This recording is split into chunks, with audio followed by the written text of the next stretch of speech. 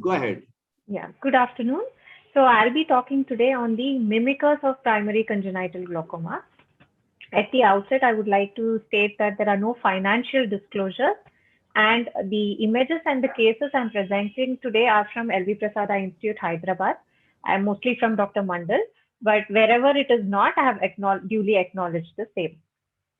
So the objectives of my talk today would be to enlist the different mimickers of primary congenital glaucoma, and I'll quickly present about four clinical case scenarios of the common mimickers.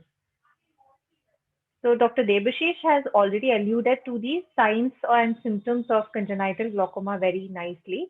So let us go by each sign and see what all can mimic that particular sign. So the most common presentation of congenital glaucoma, at least in the Indian population, is corneal haze. Corneal haze, we all know corneal opacity in a child goes by the mnemonic STUMP, the entities comprising the mnemonic STUMP, which is sclerocornea, trauma, ulcer, mucopolysaccharidosis, congenital hereditary endothelial dystrophy, and dermoid. Of these, the most common is shed. The next would be the HAPS striate. The Descemet membrane tears we see in PCG can also be seen in birth trauma. I'll be coming to how we can differentiate between the two. Buphthalmos can also be seen in congenital megalocornea, keratoglobus, and high myopia. Optic disc cupping or a pale disc or a suspicious glaucomatous disc can be seen in hypoxic ischemic encephalopathy, and physiological cupping in children is a great mimicker of congenital glaucoma. So now let us not forget that an increase in IOP can also be due to a faulty calibration of the tonometer, tonometry which is not done using the correct technique, and when children are not able to cooperate for the examination. So we need to keep this in mind before we rush on to a diagnosis. So let us see the commonly seen cases which mimic congenital glaucoma. The first case is of a 6-month-old boy who was brought to us with increase in the size of the eyes, both the eyes since birth. There was no other complaint. And the parents, in fact, said his visual milestones were normal. The father, as well as the maternal grandfather, had similar complaints, such as they also had big eyes, but they were doing well vision wise and eye wise. So when we examined, the corneal diameter was 15 millimeters in both the eyes.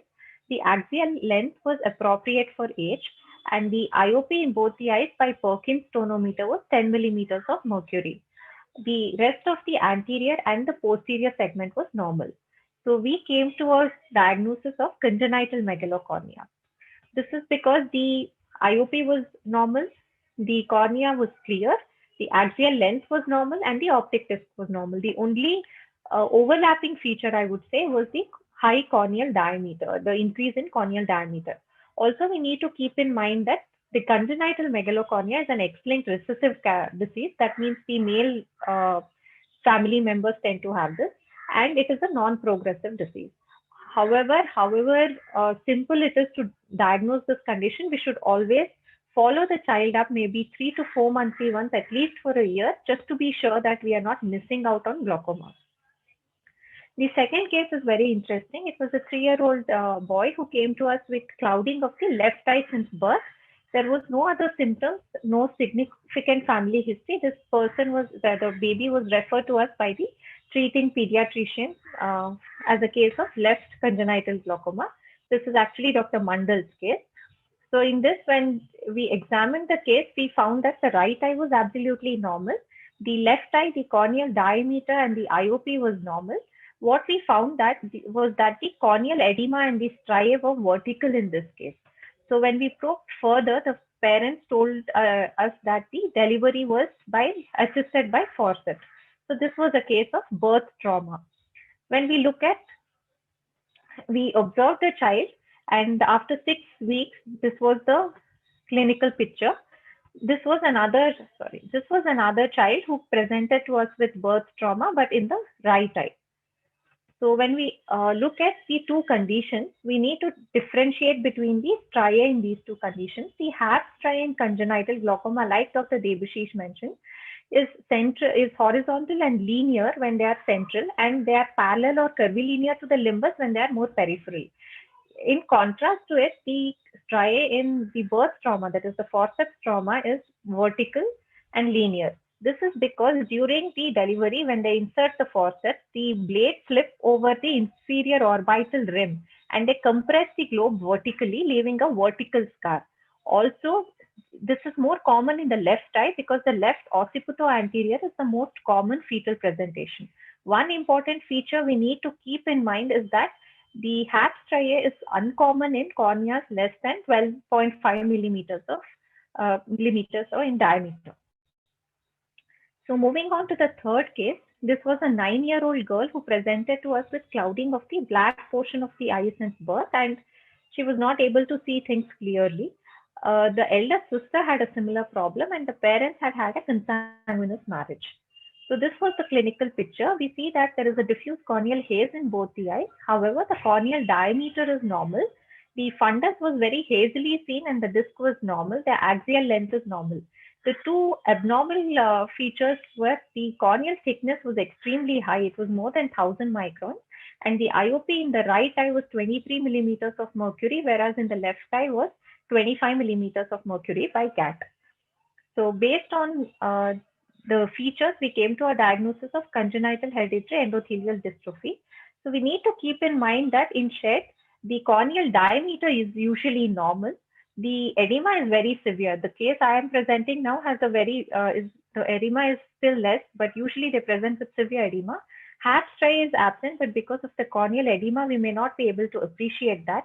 Again, the disc is usually healthy. Because of the corneal edema, it may not be visible. The two things which again will be abnormal are the high CCT, which can make the IOP also high. But what poses as a bigger challenge is that these cases may coexist with glaucoma, in which case we'll have to take a call. But we need to keep in mind these other features of glaucoma, like increase in axial length, corneal diameter, before we rule out congenital glaucoma totally.